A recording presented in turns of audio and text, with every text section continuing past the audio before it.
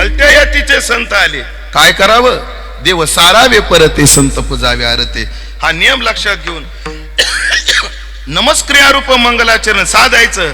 पण आज देवाचं न साधता तुकोबा आहे, संतांचं साधतायत. पण कोणत्याही संताला नाही आम्ही शरण जात. दिसला चांगला टपाऱ्या माळ्याचं आपलं भागवा म्हणजे प्रमाणित ज्ञानोबारायचं कसं कडे तापत्रय तापती गुरु ते घेऊशेती भगवे देखुनी म्हणते तारा स्वामी. तुकोबारायचा गाथा उघडा, फक्त संन्यास सगळे झोडले, पांढरे कपडे घालणारे सुद्धा सगळे झोडले. अख्खं एक प्रकरणच आहे महाराज, 10-15 अभंगाचं. अख्खे अभंग पाठ होते, पण तुमच्या आशीर्वादानं विसरले बघा. तुमचे लय उपकार आमच्या कीर्तनकारावर. पंचदशी यांनी विसरायला लावली आम्हाला. 9वा अध्याय, 12वा अध्याय, 15वा, 7व्यातल्या 200 ओव्या, 500तल्या 200 ओव्या, भजनी मालिका, वाराच्या अभंग है ना, काकडा, गवळणी, वाराच्या अभंग, हरिपाठ, आणि 4थ्या वर्षात तिसऱ्या 4थ्या वर्षात अख्खे नाट. पण या लोकांनी लावली त्याची वाट बघा. बस तुम्ही तरी कशाला, ते तुमचा बी लय गुन्हा नाही, आम्हालाच लई टिंब तुमच्या नादाला लागलो आहे असं. म्हणून फेश वंदाया पुरते कोण ब्राह्मण निरुते. कोणाच्याही नाही. मी ज्या संतांना शरण गेलो ते आयरे गैरे नाही, ते कसे जे श्रीन युक्त आहेत ही भावना महाराज व्यक्त करतात. श्री संता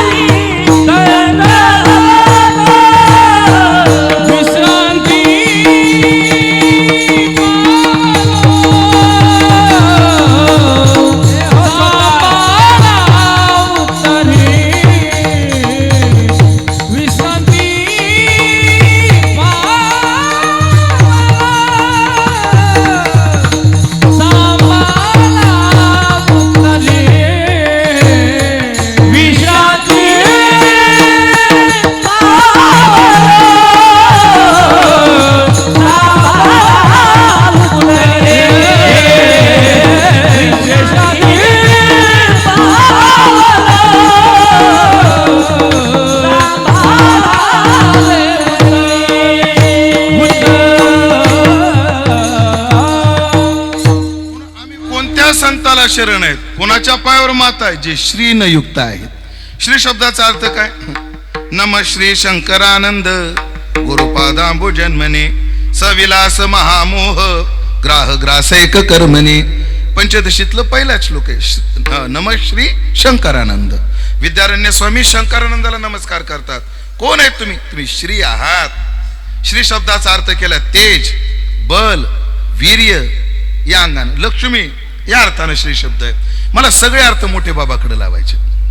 4 अर्थ घेतो, बस 4च लागतात. भरपूर आहेत पण माणसाला तसे अंत्यविधीला सगळे येतात पण उचलायला 4च लागतात ना, असं मला म्हणायचं होतं. 4च अर्थ सांगतो. तेज पहिला अर्थ सांगतो. तेज. कोणते संत? जे सौंदर्यानं तेजानं संपन्न आहेत. गुरुवर्य मोठे बाबाकडे तेज होत. काय काय लोकांकडे असं असतं, महाराज देवाची दया. आता हे मंडळ काय उंच चाल म्हटली, हो आवाज त्यांच्याकडे ना आमच्याकडे पण फरक आहे. त्यांचा आवाज म्हणजे समृद्धी महामार्ग, कुठं स्पीड ब्रेकर नाही. आमचा आवाज म्हणजे प्रधानमंत्री ग्राम सडक योजना आहे. कोणाची कोंबडी जरी मिली तर स्पीड ब्रेकर टाकावत लागतो, अशी अडचण. देव कोणाला काय देण देतो सांगता येत नाही. पण गुरुवर्य मोठे बाबांना पूर्ण अभंगन कीर्तन त्या केंद्राभोवती राहिला. गुरुवर्य मोठे बाबाकडे स्त्री शब्दाचा अर्थ तेज, सौंदर्य. महाराज बाबाकडे पाहिलं दर्शनाचे नि प्रशस्ती पुण्य पुरुष. निसर्ग दत्तच. बाबाचा रंग एवढा गोरा होता.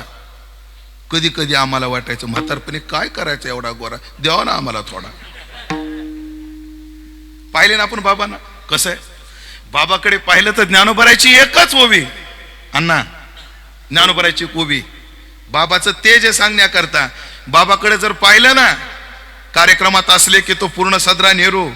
ही पण गुंडी लावलेली इथलची, माझी लागत नाही असो.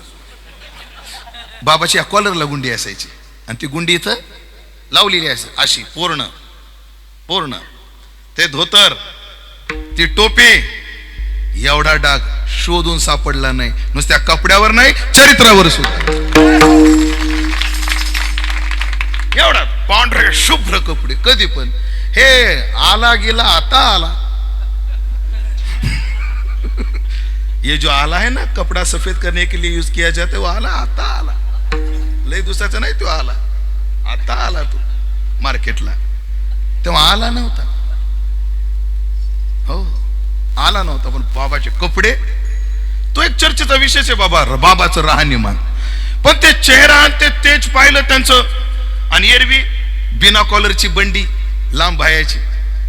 पण धोतर मला सकाळी नेसलं तर दुसऱ्या दिवशीपर्यंत त्या हे पुढचा पट्टा आहे का पुढच्या त्या धोत्राचा काय हललीत का तरी इकडे तिकडे काय मजा रे त्या पट्ट्याची. पण बाबाला जेव्हा पाहिलं, कधी कधी ऊन नित्यने मला बसल्यानंतर ती बंडी नसायची आणि उघडे बाबा बसलेले, उघडे परब्रह्म. आठवते का बाबाला उघडं पाहिलं ना आपण? पाहिलं. आणि ते पाहिलं की असं वाटायचं. म्हणून ओवी ओवी म्हणतो सद्भाव जीवगत. दृष्टांत द्यावा तर ज्ञानोबरायनेच. सद्भाव जीवगत हृदय सहजचे असत. स्फटिक ग्रहीचे डोलत दीप जैसे. एकतर घर कशाचं? स्फटिकाचं, एकदम पारदर्शक आणि त्याच्यामध्ये मिनमिनता दिवा. आणि ज्ञानोबराय म्हणता स्थिर नाही, डोलणारा दिवा. तसं त्या साधूचं जीवन दिसून येतं महाराज. असं शुभ्र चेहरा. महाराज बाबाच काय, बाबाने शरीर कसं ठेवलं होतं सांगण्याचा अधिकार नाही आम्हाला, पण सांगतो. ते भगवान कृष्णाच्या नाताचं लग्न होत होतं, नातवाचं. म्हणजे भगवान कृष्णाचा अनिरुद्ध, बरोबर ना, प्रद्युम्ना. आणि प्रद्युम्नाचा अनिरुद्ध. त्या अनिरुद्धाचं लग्न होतं बाणासुराची कन्या उषा सोबत. आणि मग ते आधी सगळं ते काय व्हायचं ते झालं. रामकृष्ण हरी इंस्टावर आपलं जे भेट झाली ते झाली. आणि जेव्हा लग्न ठरलं आणि जेव्हा बाणाच्या नगरीमध्ये हे वराड निघाल. वराड शब्द आहे तुमच्याकडे? वराड निघालं. आणि मग सगळ्यात पुढे रथ कोणाचा ठेवायचा? मग म्हणे कृष्ण आपल्यात मोठे आहेत, कृष्णाचा रथ पुढे ठेवा. मग कृष्णाचा रथ पुढे ठेवला. कुठे? त्या लग्नामध्ये. लग्न नातवाचं. आणि रथ कोणाचा ठेवला? आज्याचा. आजोबाचा रथ पुढे ठेवला आणि मग त्या नगरीतल्या बाया आपल्या उषाचा नवरा कसा आहे ग बघू बरं. सगळ्या रस्त्यातल्या येऊन उभ्या राहिल्या होत्या. कशा करता? नवरदेव पाहण्याकरता. एंट्री कोणाची झाली? म्हातारे दल्ला. काय काय दल्ला ना? हाय आला दल्ला बोलते इधर.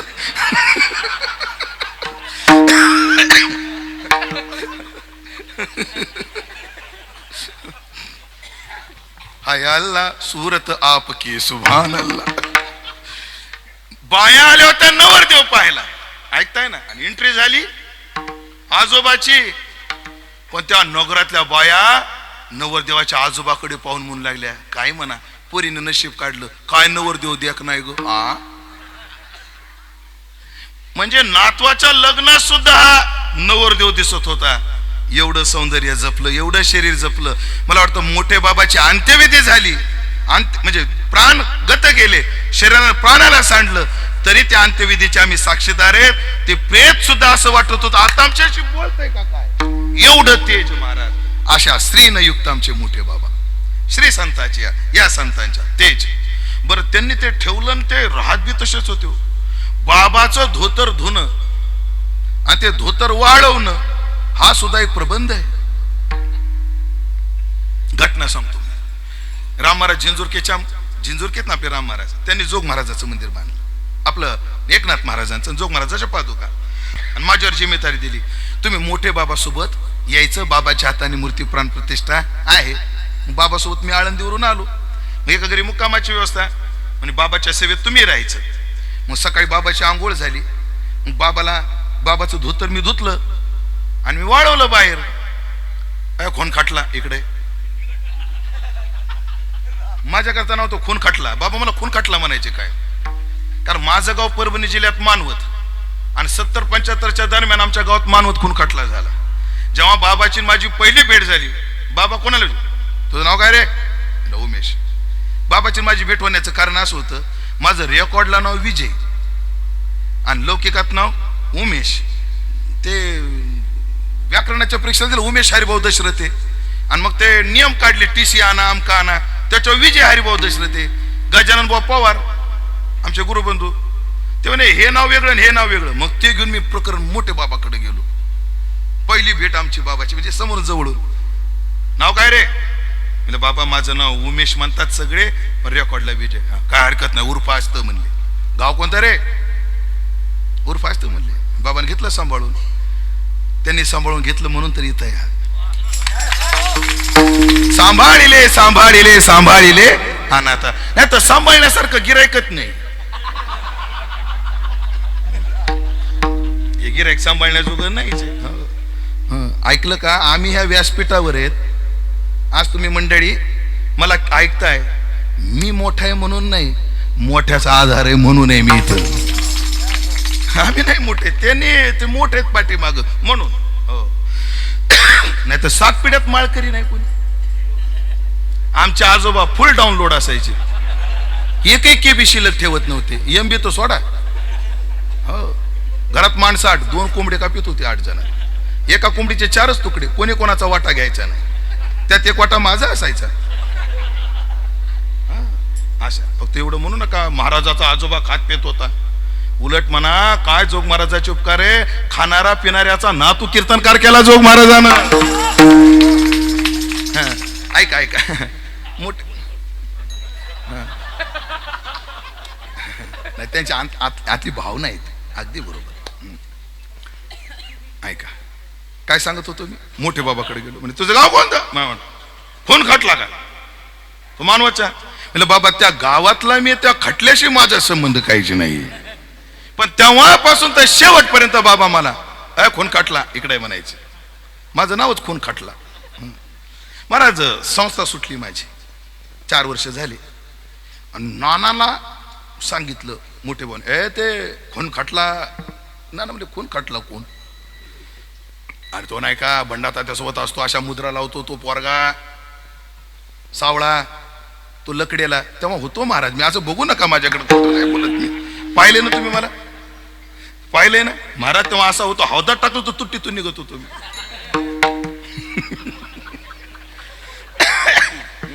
आता हौद फोडायची हिंमत आहे पट्ट्यात. त्याला बोलव. आणि ते मला बोलवलं. आणि ऐका ना, नेमकी संस्था सुटलेली महाराज माझी नेमकी. आणि संस्थेत बाबांनी माझं कीर्तन परीक्षेचं ऐकलं, माझा नंबर पाहिला, ते पाहिलं, बस म्हणले आपल्या हॉटेलचा परंपरेचा शॉप आहे माडोबागचा मुंबईचा, आणि तू तिथं कीर्तनाला जायचं. महाराज खानदेशात कितीतरी गावात मुंबईच्या माधवबागमध्ये मला मोठे बाबांनी कीर्तनाला पाठवा. आणि मी पण त्यांची आज्ञा घेऊन जात होतो. आणि महाराज माझी फुगिरी वाटेल बरं सुदर्शन बाबा ह्या वाक्यात आता, पण तो कोबरायचं प्रमाण आहे फक्त एवढं म्हणायचं, पाठवाल तेथे गरजेनं पवाडे काही देहाकडे नाव लोकी. हो, जिथं जायचं तिथं उमेद दशरथे का, उमेद दशरथे सांगायला कुठंच गेलो नाही, फक्त संस्था काय हे सांगण्याचा सदैव प्रयत्न केला. यशस्वी झालो. पिकली पोळी जे असेल ते आता हो सांगण्याचं तात्पर्य. मग काय खूण काढला, इकडे माझं धोतर कुठे आहे, बाबा वाळवलं, इकडे आण. महाराज ते धोतर आणलं. त्या धोतराच्या कडा बोटानं पूर्ण अशा नीट करायच्या, आठवते ना. त्या धोत्राच्या ज्या कडा आहेत त्या सुद्धा काय करायच्या, बोटाने सरळ करायच्या. पुन्हा त्या सगळ्या धोत्राची घडी करायची छोटी, त्या हातावर घेऊन अशी, तुम्हाला माहिती असा ती धोत्राची घडी अशी मारायची, आणि मग त्याची 4 पदरी घडी अलगत वाळवायची. का, उद्या नेसताना तो काठ सुद्धा इकडे तिकडे चालला नाही बुवा. आणि महाराज तू पैरावा, कधी कधी जॅकेट घालायचे. बाबा फेटा बांधत नव्हते, गुंडाळत होते. जुन्या काळात मामासाहेब दांडेकर, गुरुवारी मामा, धुंडा महाराज आणि रंगनाथ गुरुजी परभणीकर यांच्याबद्दल पंढरपुरात म्हण होती एक. काय म्हण होती, मामा फेटा बांधतात, धुंडा महाराज फेटा गुंडाळतात, आणि रंगनाथ गुरुजी डोक्यावर फेटा ठेवतात. मोठेवाचं फेटा बांधणं जरा जेमतेम होते, जॅकेट क्रिकेट. पण ऐकलं का, ते फेटा चांगला जमत नव्हता. काय जमत होता, त्यांना माहित होतं फेट्याकडे कोणी पाहतच नाही, कारण त्यांचं तेजच एवढं होतं. ते तेज डावलून फेट्याकडे जाण्याकरता वृत्ती शिल्लक पाहिजे ना. अशा श्रीने युक्त श्री संताची माथा चरणावर. चला, श्री म्हणजे विद्या, एवढ्याच अर्थात 8 तास घेतो, मग हिशोबाला आपलं जेवायला बसू. श्री शब्दाचा अर्थ विद्या. मोठे बाबाकडे खूप चांगला अभ्यास होता. महाराज 18व्या अध्याय सांगताना सगळ्या गुरुवाऱ्यांचे पाठी 1 तास, मोठे बाबाचा पाठ 3 तास. आणि 4 महिने 4थ्या वर्षाच्या वर्गातून नुसता हसण्याचा, एवढा हसण्याचा बस. ते ओवीचा अर्थ एक सांगू का, बाबा ज्ञानेश्वरी एवढी अस्खलित सांगायचे 18व्या अध्याय, पण कीर्तनामध्ये विनोद कसा असावा हे शिकवण्याचं प्रशिक्षण म्हणजे ते 4 महिने होते. एरई रसा पंक्तिकारा झाला मानू, कीर्तनात विनोद असावे का नसावे, असावे, फाजील नसावे, असावे का नसावे. म्हणजे मोठे बाबा म्हणजे विद्या विनोद वैभवाचं प्रशिक्षण होतं महाराज त्या काळामध्ये. महाराज त्यांना ते विनोद, आणि इतके समरस विनोदात व्हायचे. मोठे बाबा मोठे का, मला अभंगाकडे जाऊच वाटणार महाराज. मोठे बाबा मोठे का याचं एक उदाहरण सांगतो. मी 1ल्या वर्षाला होतो, आणि बापूसाहेब महाराज उखळीकर आहेत ना, आता बापू उखळीकर, ते 4थ्या वर्षाला होते. आणि त्यांना अभंग होता, काय त्यांचा महिमा वानू वारंवार, हा अभंग होता.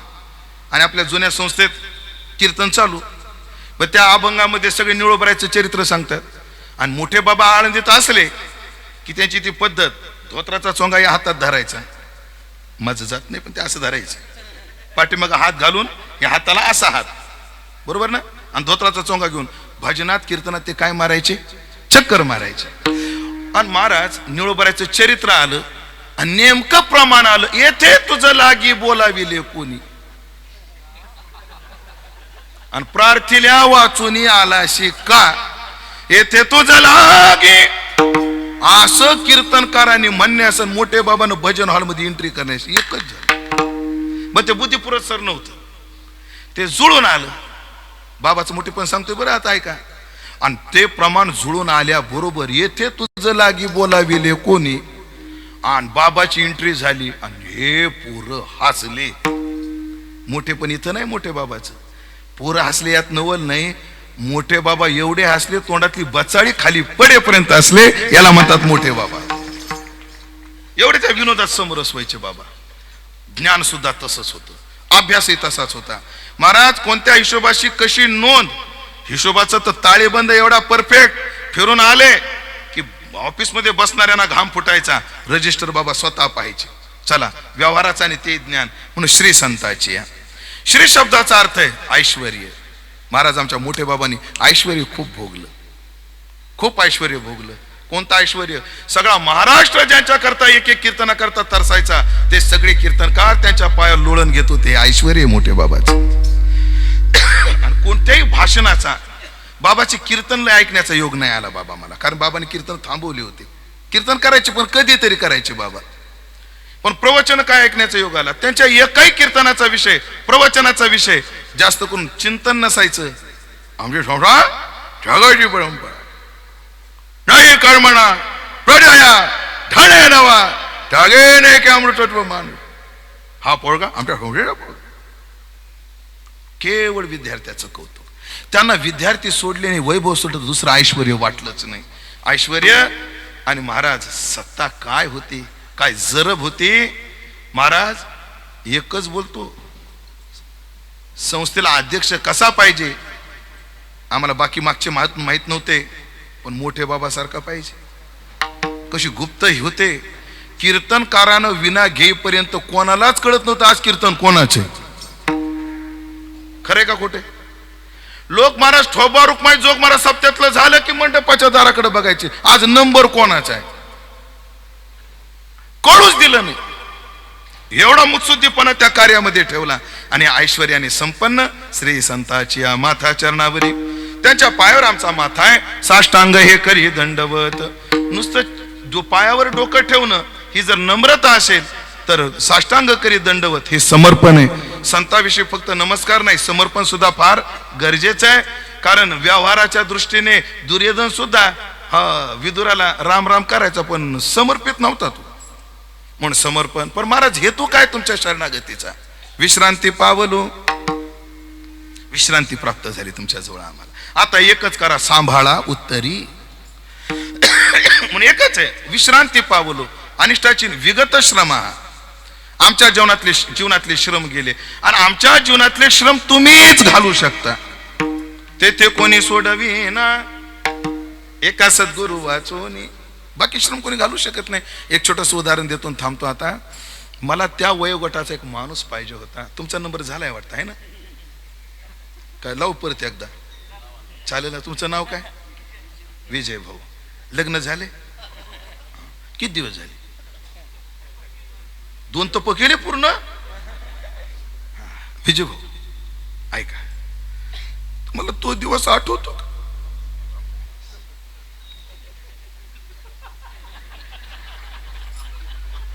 आठवतो तो दिवस? आठवतो.